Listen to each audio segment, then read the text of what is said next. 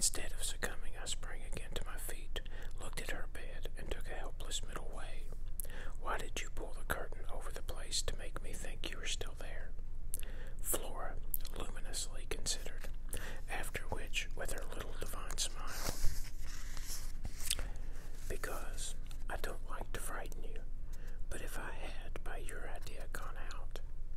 She absolutely declined to be puzzled. She turned her eyes to the flame of the candle, as if the question was irrelevant, or at any rate as impersonal as Mrs. Merced, of 9 times 9. Oh, but, you know, she quite adequately answered, that you might come back, you dear, and that you have. And after a little, when she had got into bed, I had, for a long time, by almost sitting on her to hold her hand, to prove that I recognized the pertinence of my return. You may imagine the general complexion from that moment of my nights. I repeatedly sat up till I didn't know when. I selected moments when my roommate unmistakably slept, and, stealing out, took noiseless turns in the passage, and even pushed as far as to where I had last met Quint. But I never met him there again, and I may as well say at once that on no other occasion saw him in the house. I just missed, on the staircase on the other hand, a different adventure. Looking down it from the top, I once recognized the presence of a woman seated on one of the lower steps, with her back presented to me, her body half bowed, and her head, in an attitude of woe, in her hands. I had not been there but an instant, however, when she vanished without looking round at me. I knew, nonetheless, exactly what dreadful face she had to show, and I wondered whether, if instead of being above I had been below, I should have had, for going up, the same nerve I had lately shown Quint. Well, there continued to be plenty of chance for nerve. On the 11th night, after my latest encounter with that gentleman, they were all numbered now, I had an alarm that perilously skirted it, and that indeed, from the particular quality of its unexpectedness, proved quite my sharpest shock.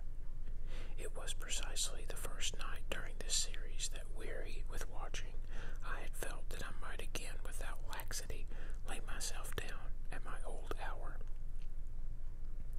I slept immediately, and as I afterward knew, till about 1 o'clock, but when I woke it was to sit straight up, as completely roused as if a hand had shook me. I had left a light burning, but it was now out, and I felt an instant certainty that Flora had extinguished it. This brought me to my feet and straight, in the darkness, to her bed, which I found she had left.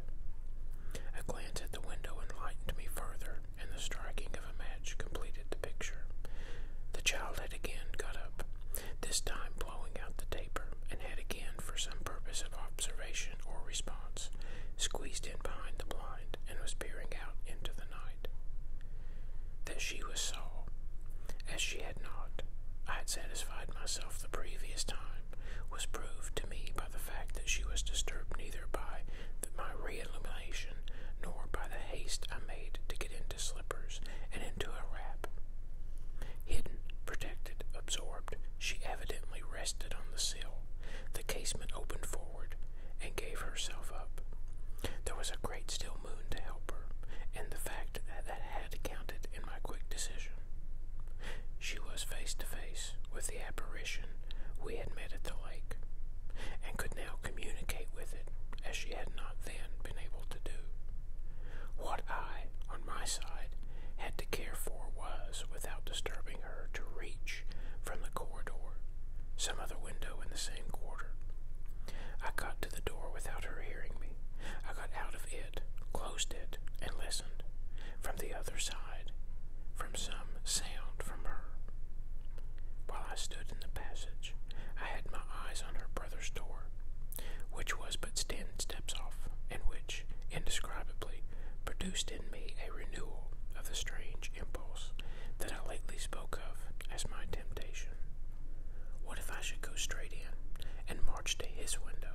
What if, by risking to his boyish bewilderment a revelation of my motive, I should throw across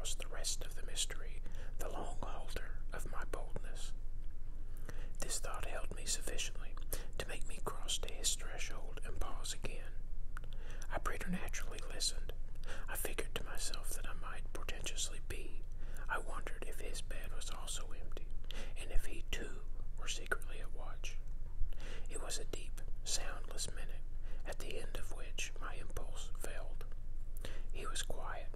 He might be innocent. The risk was hideous. I turned away.